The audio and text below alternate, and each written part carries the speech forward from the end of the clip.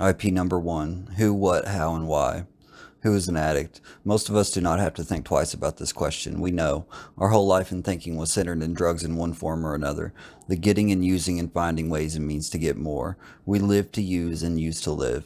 Very simply, an addict is a man or woman whose life is controlled by drugs. We are people in the grip of a continuing and progressive illness whose ends are always the same: jails, institutions, and death.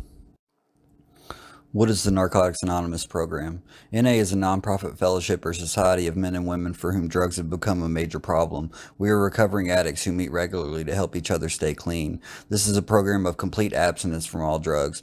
There is only one requirement for membership: the desire to stop using. We suggest that you keep an open mind and give yourself a break. Our program is a set of principles written so simply that we can follow them in our daily lives.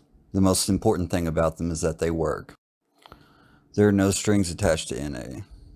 We are not affiliated with any other organizations. We have no initiation fees or dues, no pledges to sign, no promises to make to anyone. We are not connected with any political, religious, or law enforcement groups and are under no surveillance at any time. Anyone may join us regardless of age, race, sexual identity, creed, religion, or lack of religion. We are not interested in what or how much you used or who your connections were, what you have done in the past, how much or how little you have, but only in what you want to do about your problem and how we can help. The newcomer is the most important person at any meeting because we can only keep what we have by giving it away. We have learned from our group experience that those who keep coming to our meetings regularly stay clean. Why are we here? Before coming to the Fellowship of NA, we could not manage our own lives. We could not live and enjoy life as other people do. We had to have something different, and we thought we had found it in drugs. We placed our use ahead of the welfare of our families, our wives, husbands, and our children. We had to have drugs at all costs. We did many people great harm, but most of all, we harmed ourselves. Through our inability to accept personal responsibilities, we were actually creating our own problems. We seemed to be incapable of facing life on its own terms. Most of us realized that in our addiction we were slowly committing suicide, but addiction is such a cunning enemy of life that we had lost the power to do anything about it. Many of us ended up in jail or sought help through medicine, religion, and psychiatry. None of these methods was sufficient for us. Our disease always resurfaced or continued to progress until in desperation we sought help from each other in Narcotics Anonymous. After coming to NA, we realized that we were sick people. We suffered from a disease from which there is no known cure. It can, however, be arrested at some point and recovery is then possible. How it works. If you want what we have to offer and are willing to make the effort to get it, then you are ready to take certain steps. These are the principles that made our recovery possible. 1. We admitted that we were powerless over our addiction, that our lives had become unmanageable. 2. We came to believe that a power greater than ourselves could restore us to sanity. 3. We made a decision to turn our will and our lives over to the care of God as we understood Him.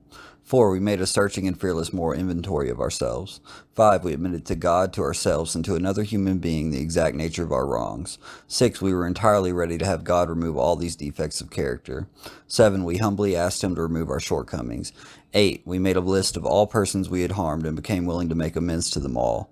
9. We made direct amends to such people wherever possible, except when to do so would injure them or others. 10. We continued to take personal inventory, and when we were wrong, properly admitted it. 11. We sought through prayer and meditation to improve our conscious contact with God as we understood Him, praying only for knowledge of His will for us and the power to carry that out. 12. Having had a spiritual awakening as a result of these steps, we tried to carry this message to addicts and to practice these principles in all our affairs. This sounds like a big order, and we can't do it all at once. We didn't become addicted in one day, so remember, easy does it. There is one thing more than anything else that will defeat us in our recovery. This is an attitude of indifference or intolerance towards spiritual principles. 3 of these that are indispensable are honesty, open-mindedness, and willingness.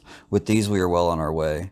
We feel that our approach to the disease of addiction is completely realistic, for the therapeutic value of one addict helping another is without parallel. We feel that our way is practical, for one addict can best understand and help another addict. We believe that the sooner we face our problems within our society in everyday living, just that much faster do we become acceptable, responsible, and productive members of that society.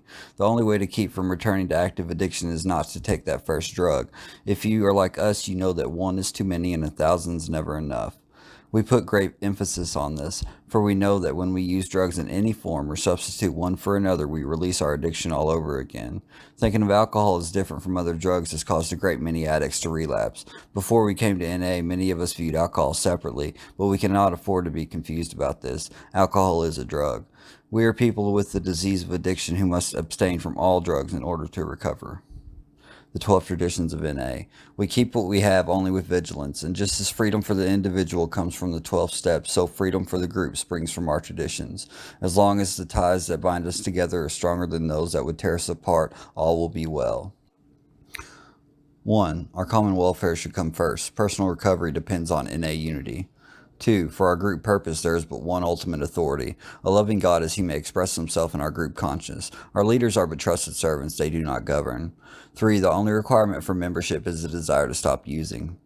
4. Each group should be autonomous except in matters affecting other groups or NA as a whole. 5. Each group has but one primary purpose, to carry the message to the addict who still suffers. 6. A NA group ought never endorse, finance, or lend the NA name to any related facility or outside enterprise, lest problems of money, property, or prestige divert us from our primary purpose. 7. Every NA group ought to be fully self-supporting, declining outside contributions. 8. Narcotics Anonymous should remain forever non-professional, but our service centers may employ special workers. 9. NA as such ought never be organized, but we may create service boards or committees directly responsible to those they serve. 10. Narcotics Anonymous has no opinion on outside issues, hence the NA name ought never be drawn into public controversy. 11. Our public relations policy is based on attraction rather than promotion. We need always maintain personal anonymity at the level of press, radio, and films. 12. Anonymity is the spiritual foundation of all our traditions, ever reminding us to place principles before personalities.